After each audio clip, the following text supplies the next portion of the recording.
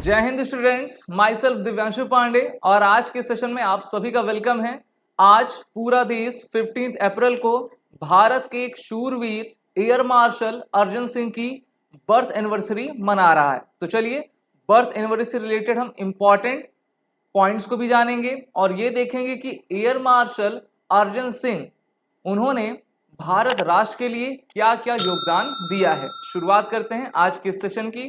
Chief of the air staff Vivek Ram Chaudhari और Indian air force के सभी एयर पर्सनल ने 104th बर्थ एनिवर्सरी पर एयर मार्शल अर्जन सिंह को अपने तरफ से ट्रिब्यूट दिया और साथ ही साथ एयरफोर्स स्टेशन सोनेगांव नागपुर में आज 5.2 किलोमीटर की एक रनिंग की गई, जहां पर इस रनिंग का उद्देश्य यही था कि हम अपने इस वीर सोल्जर को याद कर पाएं और उनको सच्ची श्रद्धांजलि दे सकें।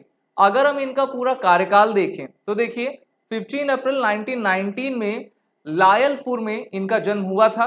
1938 में इन्होंने ब्रिटिशर्स के empire pilot training course royal air force Cranwell में आपका कमीशन हुए, वहां पर सेलेक्ट हुए। उसके बाद सबसे पहली बार इन्होंने वेस्टलैंड वापीती बाईप्लेन्स में अपना एज अ फ्लाइंग ऑफिसर कार्यकाल शुरू किया। उसके बाद इनको नंबर 1 इंडियन एयरफोर्स की स्क्वाड्रन में आपका भेजा गया नॉर्थ वेस्ट के इलाके में। साथ ही साथ ये ऐसे हमारे डिस्टिंग्विश्ड ऑफिसर हैं जिनका सबसे लॉन्गेस्ट कार्यकाल आपका रहा है और इन्होंने मेनली आपके ऑपरेशन कमांड्स किए हैं और इनका जो आपका टाइम ड्यूरेशन था ऑपरेशन एरिया में आपके ऑफिसर रहने का वो 1949 से लेकर 1952 और फिर 1957 से लेकर 1961 तक रहा था। इसके बाद ये पहले भारत के ऐसे ऑफिसर हुए हैं जो कि लीडिंग वॉर में एज अ ऑफिसर कार्यरत थे और 1965 वॉर आपने पढ़ा होगा, सुना होगा, उसमें सबसे बड़ी भूमिका हमारे एयर मार्शल अर्जन सिंह की थी, जहां पर इन्होंने पाकिस्तानी विमानों के दांत खट्टे कर दिए थे। महज 44 साल के इनके सर्विस में इन्होंने काफ़ी इंपॉर्टेंट रिस्पॉन्सिबिलिटी को लिया और उसको बड़े अच्छे तरीके से कैरी भी किया है। 1965 के वॉर को देखते हुए भारत सरकार ने इनको इनके ब्रेवरी के लिए, इनके लीडरशिप के लिए 1966 में पद्म विभूषण अवार्ड दिया। हम सभी जानते हैं कि भारत रत्न के बाद पद्म विभूषण भारत का दूसरा सबसे बड़ा एक सर्वोच्च पुरस्कार होता है, जिसको हमारे अर्जन सिंह जी को दिया गया। साथ ही साथ इसके बाद ये पहले इंडियन एयरफोर्स के ऑफिसर हुए जो कि इस वॉर के बाद इनको एयर चीफ मार्शल आपका प्रमोट कर दिया गया।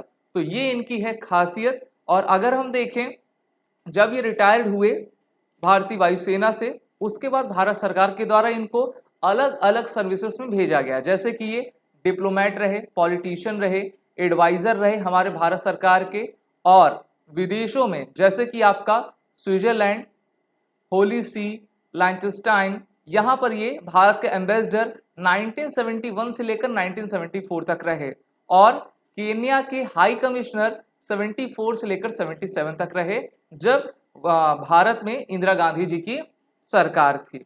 वहीं पर 1989 और 1990 में ये दिल्ली के लेफ्टिनेंट गवर्नर के पद के रूप में इन्होंने कार्य किया और वर्ष 2002 में अटल बिहारी गवर्नमेंट के द्वारा इनको rank of the marshal of the Indian air force से कन्फर किया गया। तो ये सबसे बड़ा सम्मान होता है और ये एकमात्र ऐसे भारतीय इंडियन एयरफोर्स के ऑफिसर हैं जिनको एयर मार्शल की रैंक दी गई है। एयर मार्शल की रैंक आपकी 5 स्टार जनरल की होती है और इनके द्वारा इस पोस्ट को जो है लेना भारत के लिए भी एक गौरव की बात है। इनका जन्म 15 अप्रैल 1919 को पाकिस्तान के फैसलाबाद लायलपुर में आपका हुआ था। इनकी डेथ अभी आपका 6 वर्षों पहले 16 सितंबर 2017 में army hospital research and referral नई दिल्ली में हुई। और अगर हम अवार्ड्स की बात कर लें तो इनके पास distinguished fly cross, Padma Vibhushan, general services medal 1947 और इंडियन इंडिपेंडेंस मेडल आपका है। तो ये भारत के सबसे जाबाज और सबसे लोकप्रिय लीडर रहे हैं जिनकी आज पूरा देश 104th बर्थ एनिवर्सरी मना रहा है। आप सभी डिफेंस एस्पिरेंट अपने एसएसबी इंटरव्यू की प्रिपरेशन और अपने रिटन कोर्सेज की प्रिपरेशन एसएसबी क्रैक एग्जाम के इस पोर्टल पे जुड़कर कर सकते हैं। वॉरेट 10 कोड का जरूर यूज करें जिससे कि आपको 10% का फ्लाइट डिस्काउंट हमारे सभी कोर्सेज पे मिलता जाए। जय हिंद। अगर आप एक डिफेंस एस्पिरेंट हैं और SSB interview, NDA, CDS, AFCAT जैसे एग्जाम्स के लिए प्रिपेयर कर रहे हैं तो आप एसएसबी क्रैक एग्जाम्स के कोर्स को चेक करना ना भूलें। आप हमारी लर्निंग एप्लीकेशन को गूगल प्ले स्टोर से भी डाउनलोड कर सकते हैं।